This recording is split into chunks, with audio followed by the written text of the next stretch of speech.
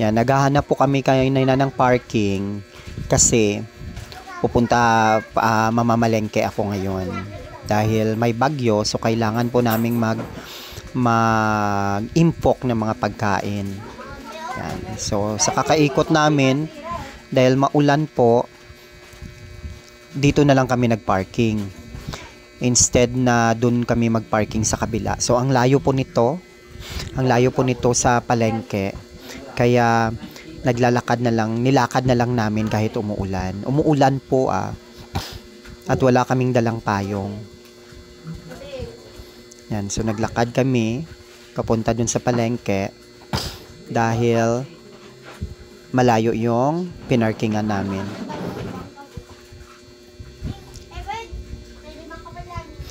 Imagine, nag-ikot-ikot po kami kanina. Pero hindi talaga kami nakahanap ng parking.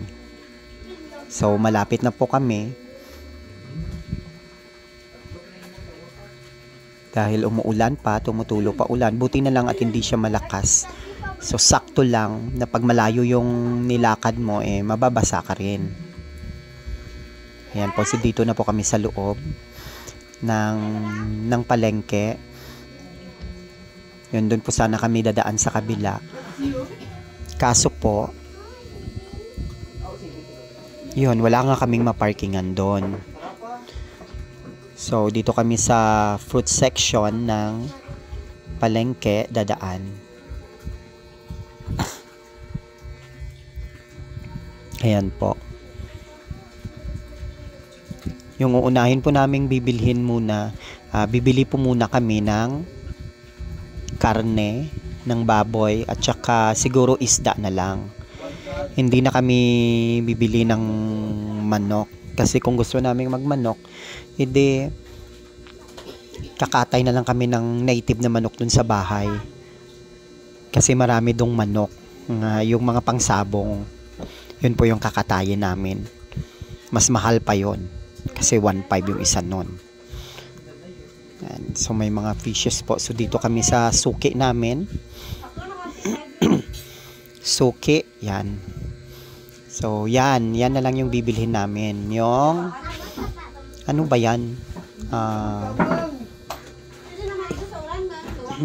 Hindi ko alam. So basta yan yung bibilhin namin na part ng baboy. So mga 1 kilo lang bibilhin namin. Para naman paghati-hatian lang namin ng mga ilang araw yung 1 kilo na yan. So imagine po yung 1 kilong baboy sa isang araw. Pero bibilinin po pala ako ng ng giniling na baboy, 1 kilo din. So 1 kilong ganyan at 1 kilong giniling. Tapos po para yung giniling po, pag may mga gulay, yung isa sahog lang, konti lang po yung isa sahog para tipid-tipid naman pag may time. So hindi rin naman kami masyadong kumakain ng baboy dahil nga masyado siyang unhealthy. Kaya yan, isasahog lang namin pag nagsawa na kami sa purong gulay. So lalagyan namin ng baboy yung gulay. So ayan po, natapos na kami doon. Punta muna kami dito sa mga isda na section. So bibili kami ng isda. Yun, pipili kami. Ayun, ayaw ko ng mga malalaki kasi maraming dugo yun, madugo. Nakakaano ng allergy kasi yun. So parang bibili na lang kami ng ayun, yung barangan na lang. Yung nakita ko yung barangan. Yun na lang po yung bibilhin namin. Masarap kasi ito i-prito. O kaya masarap din itong isugba. Na ihaw, yon, iihaw pala. So hindi po kasi ako na masyadong na sa Tagalog ngayon. Kaya bibili din ako ng 1 kilo. Para maano namin sa bahay. So dito na kami, pauwi na rin kami. Balik na kami dun sa pinarkingan namin ng tricycle. So gusto ko sanang bumili ng mangga. Kaso, yun nga, matamis, maraming sugar. Ngayon, nagda-diet pa naman po ako para hindi magano yung sugar ko.